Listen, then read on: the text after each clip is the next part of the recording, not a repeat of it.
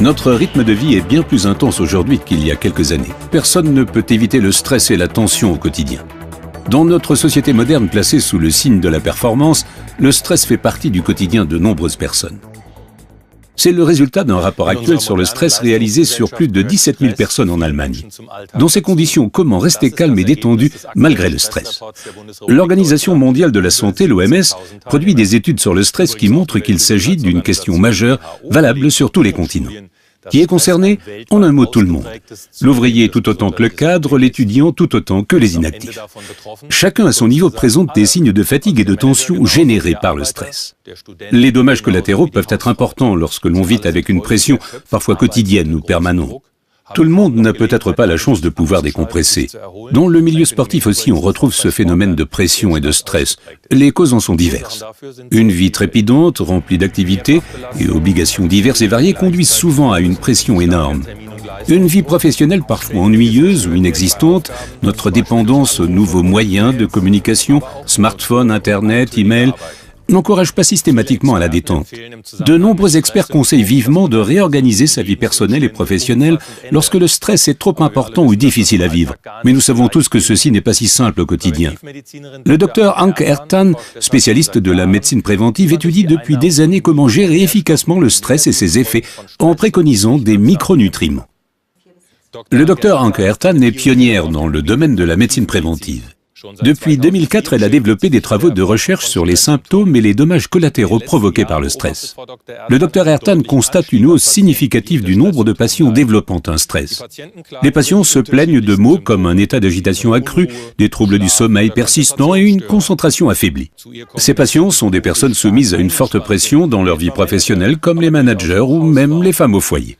Le Dr Ertan constate aussi que les sportifs sont touchés par la pression qu'exerce le stress. En effet, le stress contrarie la performance. C'est pourquoi le Dr Ertan met l'accent sur la prise des compléments alimentaires pour lutter contre le stress. Depuis plusieurs années, elle obtient de très bons résultats en prescrivant des micronutriments. Et maintenant, j'ai le plaisir d'accueillir le Dr Anke Ertan sur le plateau. Bonjour. Bonjour. Que se passe-t-il exactement dans mon corps quand je suis vraiment stressé? Imaginez votre corps et que chaque cellule de celui-ci est comme une centrale.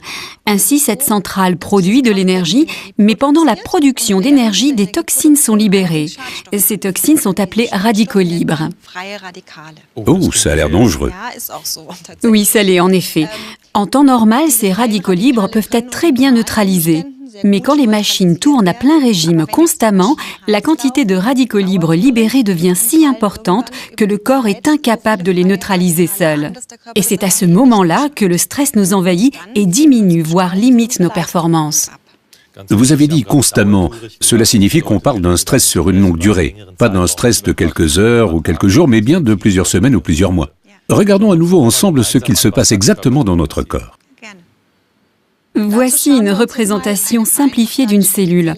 On voit les parois cellulaires ici, le noyau et la mitochondrie. La centrale. Exactement. Cette mitochondrie produit de l'énergie et lors de cette production, des radicaux libres sont libérés. Ce sont ces billes sombres. Oui, et ceux-ci sont normalement captés par les antioxydants. On le voit bien ici, c'est ce que j'appellerais les balles vertes. Exactement. Lors d'un stress continu, les mitochondries produisent plus d'énergie et plus de radicaux libres. Ensuite, les antioxydants ne suffisent plus et la cellule est endommagée. C'est ce qu'on voit à l'arrière-plan, ça ressemble un peu à une fissure sur une vitre. C'est exact. Dans cette situation, nous ne sommes plus performants, nous ne pouvons plus nous concentrer et nous nous sentons stressés. L'idéal serait d'éviter complètement le stress. Mais cela n'est visiblement pas possible. Donc, que pouvons-nous faire pour lutter contre ces effets négatifs? Nous pouvons fournir à notre corps des micronutriments en quantité suffisante, par exemple de la vitamine E, du sélénium, ainsi que des éléments végétaux très actifs comme la chlorophylle, le thé vert et surtout le resveratrol. Le resveratrol est en fait une des substances antioxydantes les plus fortes. Par unité de temps, il peut piéger une grande quantité de radicaux libres et ainsi réduire efficacement le stress. Ça signifie qu'en mangeant tout simplement tous les jours une quantité importante de resveratrol, j'aurai la pêche et je serai libéré du stress. Est-ce vraiment aussi simple? Oui et non. Bien sûr, il est bon de capter les radicaux libres, mais nous avons aussi besoin de micronutriments en plus pour relancer l'approvisionnement en énergie. On peut citer les vitamines B, la choline, la L-carnitine, le fer, ainsi que la coenzyme Q10 qui sont particulièrement importants. Ça fait beaucoup de noms. Récapitulons et regardons-les ensemble avec les spectateurs. Donc ici, on voit la Q10 pénétrer dans la cellule, fournisseur important d'énergie parce qu'elle soutient directement la mitochondrie, notre centrale. De plus, il y a des nutriments très importants, comme le fer, entre autres, qui contribuent à assurer le transport de l'oxygène. En ce qui concerne le mental et afin d'augmenter notre capacité de mémorisation et notre psychisme, nous avons besoin de vitamine B et de choline, qui sont importantes pour approvisionner nos cellules nerveuses en sucre. Et si on prend régulièrement un mélange optimal à partir de ces micronutriments, on se sentira mieux dans son corps, mais aussi mieux dans sa tête. On sera plus en forme, on disposera d'une plus grande capacité de concentration et on se sentira moins stressé. Donc c'est le mélange qui compte, le mix de tous ces micronutriments. Exactement. Quand commence-t-on à remarquer les effets de tout cela ? La plupart des patients le remarquent assez vite. Ils ont tout de suite plus d'énergie pour le corps et l'esprit, ils se sentent plus performants, ils arrivent à mieux se concentrer et ils souhaitent rester dans cet état-là pour toujours. Mais il y a un petit nombre de patients qui disent ne pas vraiment ressentir les effets. Mais en fait, dans le sérum, dans le sang, nous pouvons mesurer et voir que les marqueurs de stress diminuent et que la concentration de micronutriments augmente. Pour nous, médecins, c'est bien sûr intéressant car cela signifie qu'il y a une fonction protectrice pour les cellules. Vous avez parlé de marqueurs de stress. Qu'est-ce que ça signifie ? Ce sont en principe des produits du métabolisme qui se libèrent quand on est stressé. Plus le niveau de ces marqueurs de stress est élevé, plus notre corps réagit au stress. Ah, ok. Et je vous ai apporté les valeurs d'un patient que j'aimerais vous montrer pour illustrer cela. Très bien, volontiers. Donc ici, nous voyons 3 des marqueurs de stress que nous avons mesurés. C'est la créatine, les peroxydes lipidiques et la 8-épiprostaglandine. Et comme nous le voyons très bien ici, ces niveaux diminuent constamment au fur et à mesure de la prise des micronutriments combinés les uns avec les autres. Effectivement, nous avons ici moins 6, moins 47%. Et c'est finalement le plus important parce qu'ainsi nous pouvons prouver que le corps a moins de stress. Donc en résumé, ce n'est pas qu'un sentiment de bien-être, les preuves sont là.